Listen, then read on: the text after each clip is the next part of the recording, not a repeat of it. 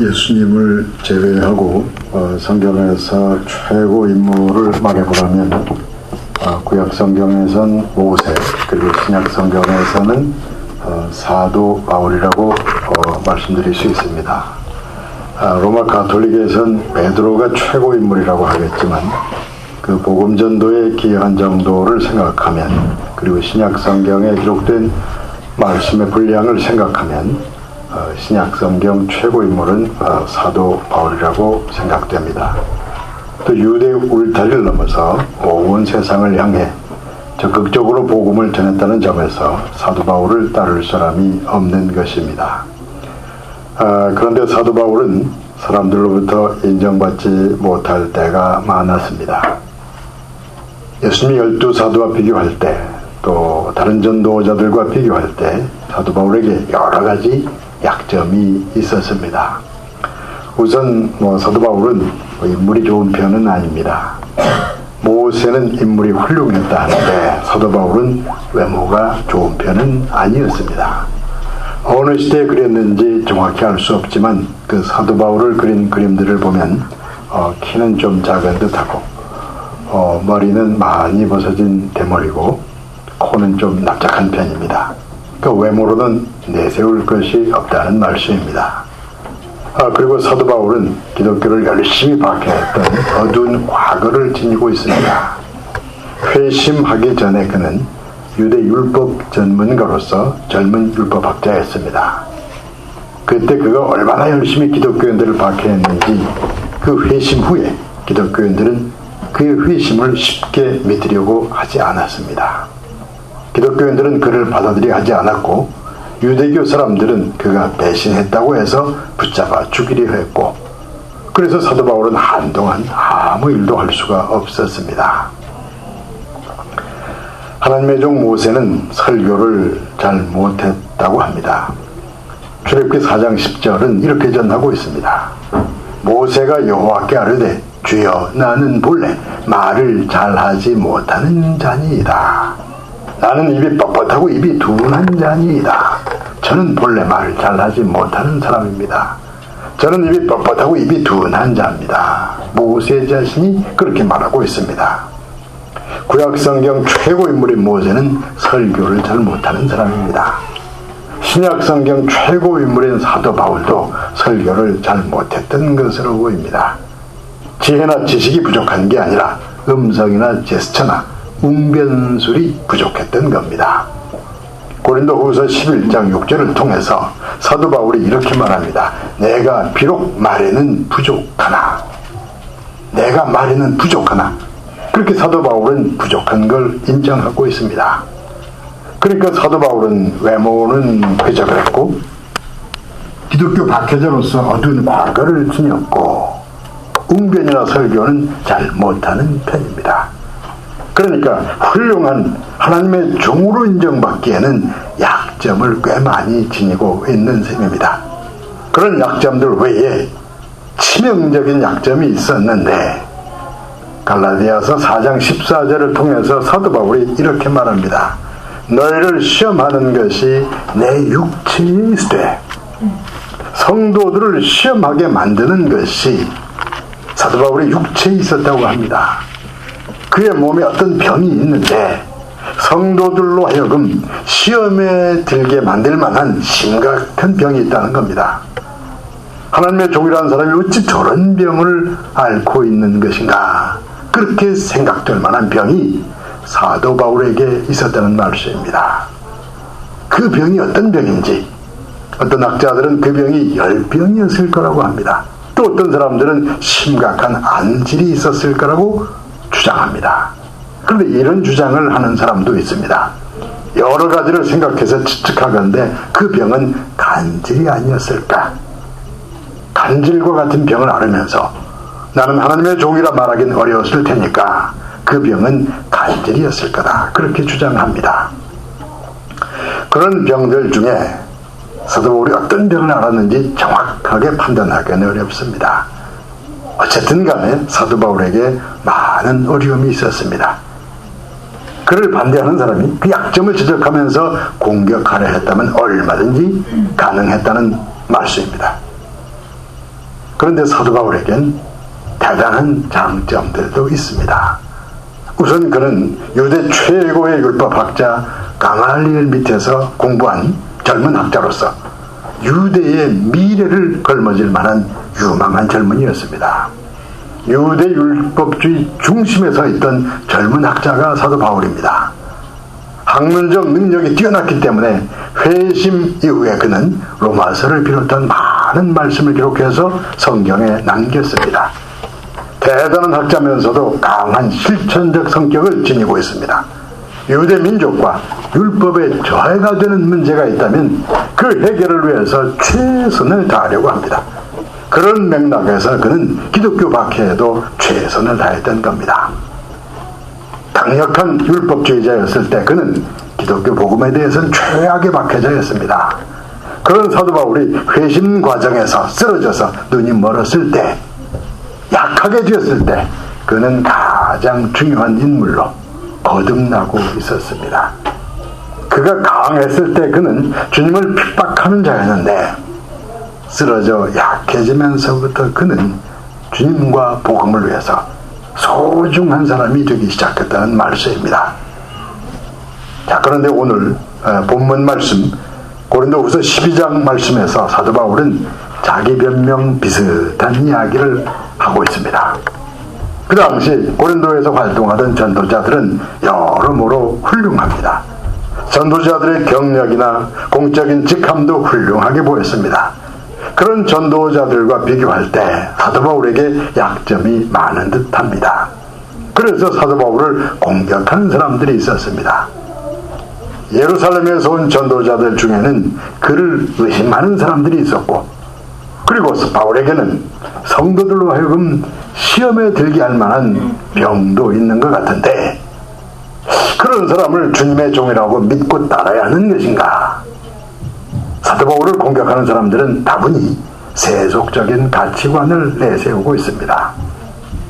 그는 어디서 어떻게 사도가 되었으며 그의 공식 직함은 어떤 것인지, 인간적 외모나 사회적 조건이나 그게 어떠한지, 그런 조건과 가치관을 따라 판단하면 사도 바울은 약한 자에 불과했습니다. 겉으로 드러난 인물의 모습과 그가 살아온 과거나 현재 그의 건강이나 전반적인 그의 상황이 분명히 약한 자였습니다.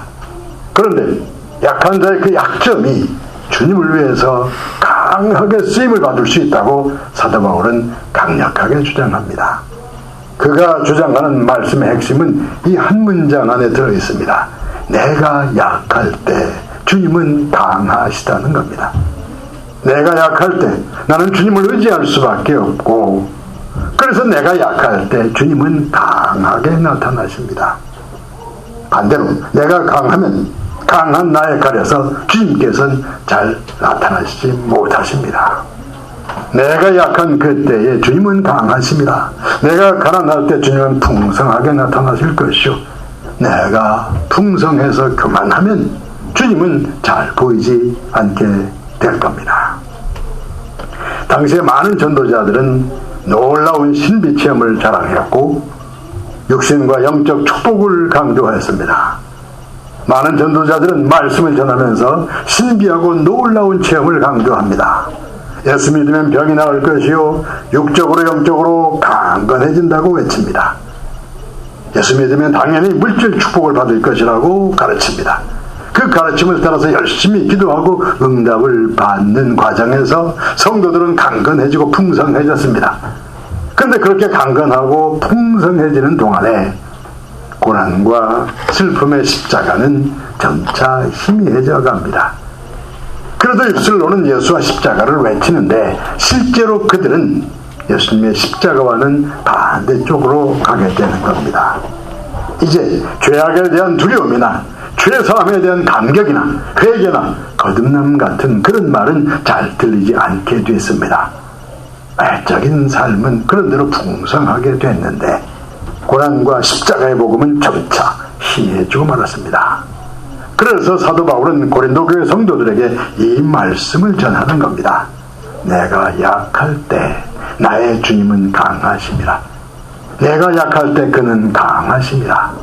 그 반대 이야기는 이런 것입니다. 우리가 강할 때 주님은 약하십니다. 우리가 강하고 풍성하게 된 만큼 우리를 통하여 나타날 주님은 아주 약하십니다.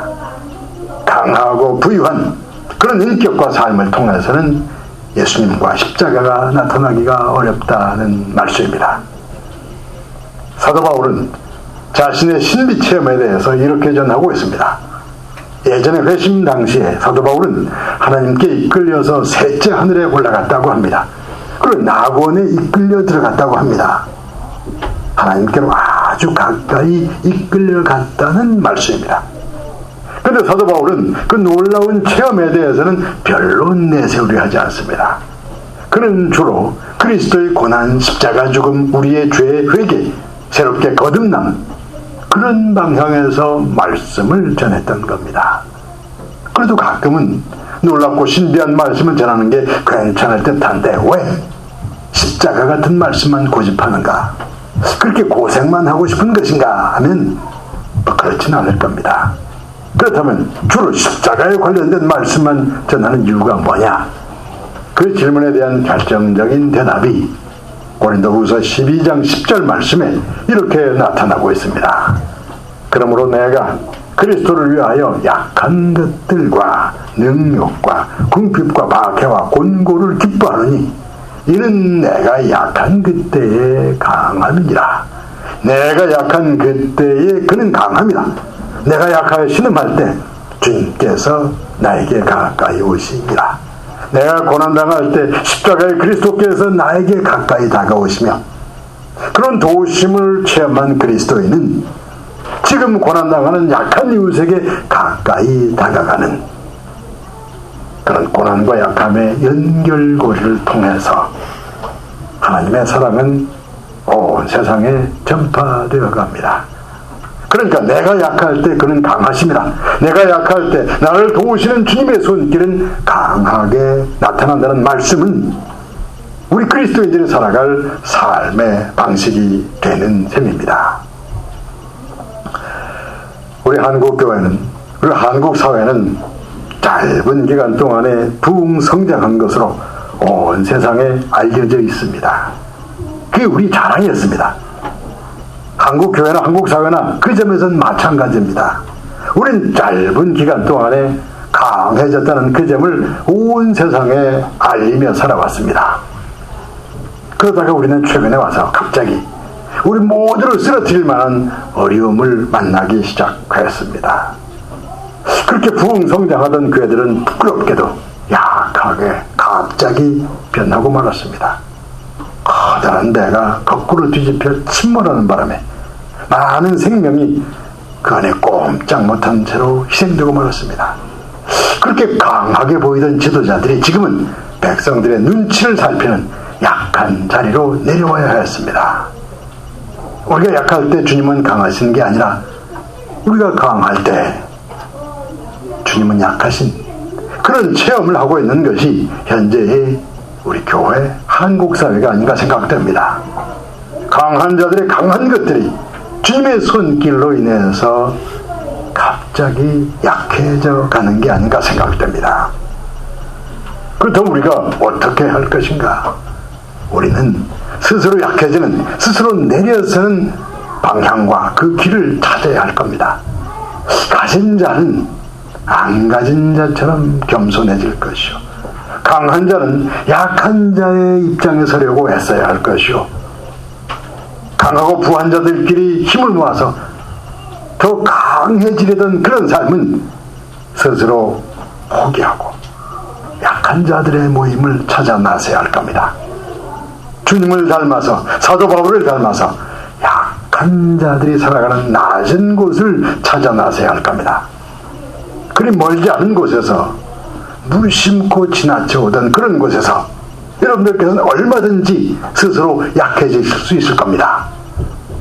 약하고 낮은 곳을 향해서 스스로 내려서는 여러분들을 통해서 주님께서 다시 강하게 나타나실 걸 믿으시길 바랍니다.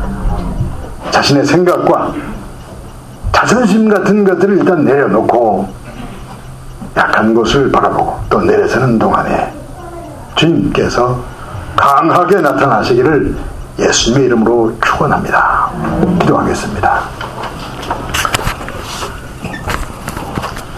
아버지 하나님, 우리가 약할 때 주님은 강하심이라 서도벌이 전하던 그 말씀을 믿습니다.